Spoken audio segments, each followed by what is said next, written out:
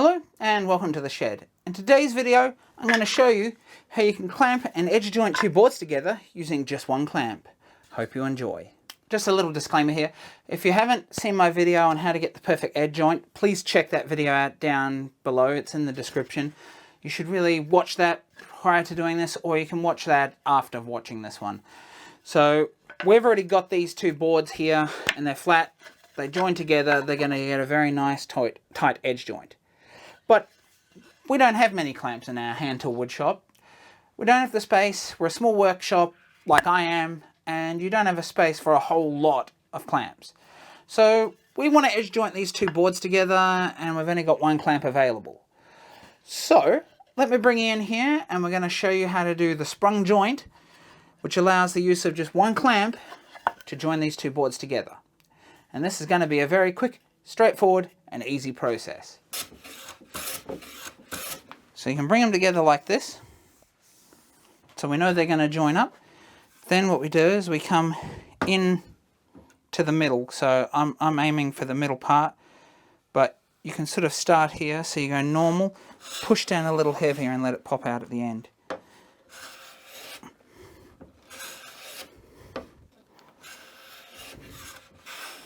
So you might have to turn it like this, and you're just taking a little divot out in the middle there.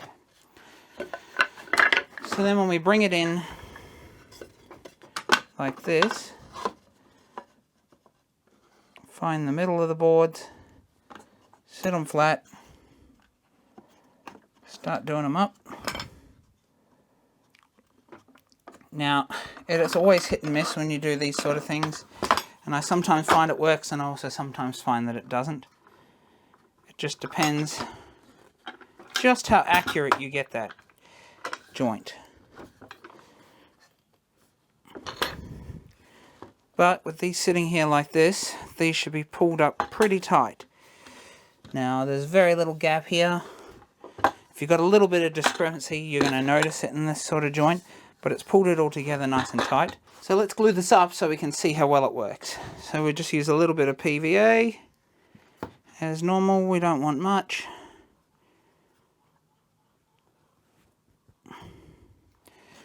I like to apply it to both sides. It's not really necessary per se.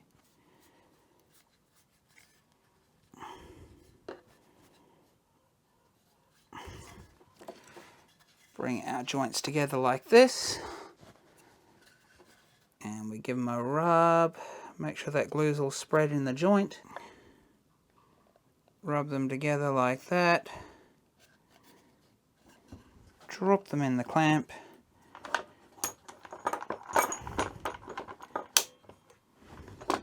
Find the middle of our board and we start to clamp it up.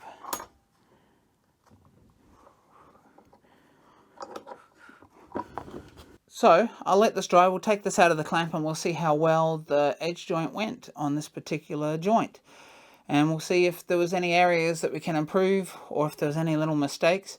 And if there are any little mistakes here, we can see them so we know how to correct them. So I'll get back to you once this is dry and we can diagnose how well this particular joint went. The glue's now dry, so let's take this out of the clamp and see how it came up in the end. If we have a good nice close-up look at this piece, we can see on this side that it's pulled up pretty tight here, and even here I can just get my nail in there, which means there's a little gap there. However, it's not loose on those edges, and if we look at this other side, you can see that we've got a continuous glue joint all the way through on this side. So what that indicates is that it was a little bit just out and we didn't counteract with having both boards together enough to remove that little gap. However, because it's glued most of the way through, you wouldn't even notice it, especially if this was your face side, you wouldn't even notice the other side most likely. So you can see this was nice and strong all the way through, being glued with just one clamp and using a bit of a spring joint to hold it together. I had to refilm this little segment for you because I lost the footage, but that's fine. So what I wanted to do here is, where I showed you that there was a split in the lamination, I wanted to show you that this is actually still full strength because it's glued through and it's just a little bit on the front edge here in a couple of spots where contact wasn't made, which you might have been able to pull together if you used a second clamp or something like that, which I would recommend you probably do.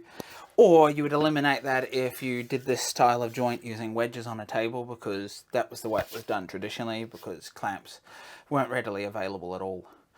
So what I wanted to do is bring you in here and just show you how we can close up those few gaps on the front, so it's no longer a problem for the final product that you might be using it on.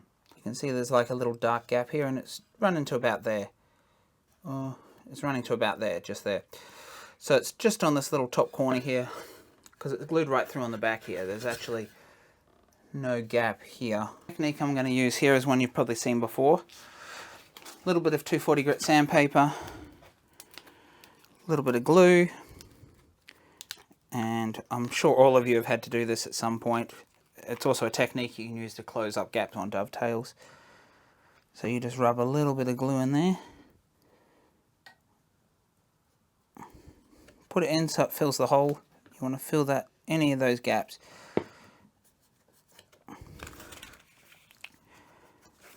And then you sand over the top of it.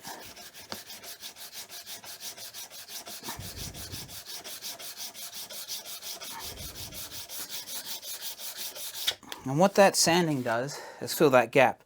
Once that glue's set, you can run a hand plane over it or sand it again. And if you look just here very carefully, see that dust is actually held in there. It's also filled any little gaps in the grain here.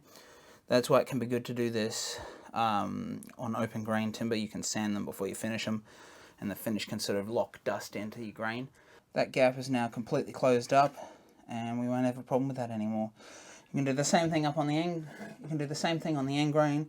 It'll work identical. You can just do that anywhere you've got little gaps, and that doesn't just go for lamination like this. Any sort of edge jointing that you're doing, it'll work perfectly when you laminate your boards together if you've got any little gap. So there you have it, folks. That's how you do the spring joint to laminate two boards together using just one clamp.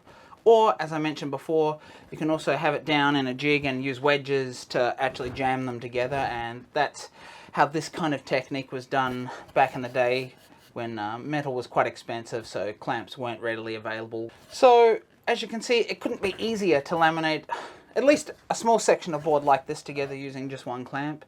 You could scale it up a little bit, but you might require a couple more clamps when you get up to larger material to do this same work. So if you like this video and you'd like to continue to support me and watch some other videos related to edge jointing, please check out the one down here where I go through how you can counteract and make a foolproof sort of edge joint, which was required before we started doing this particular project. And if you'd like to support me a little bit further, please consider checking me out on Patreon. Bye for now.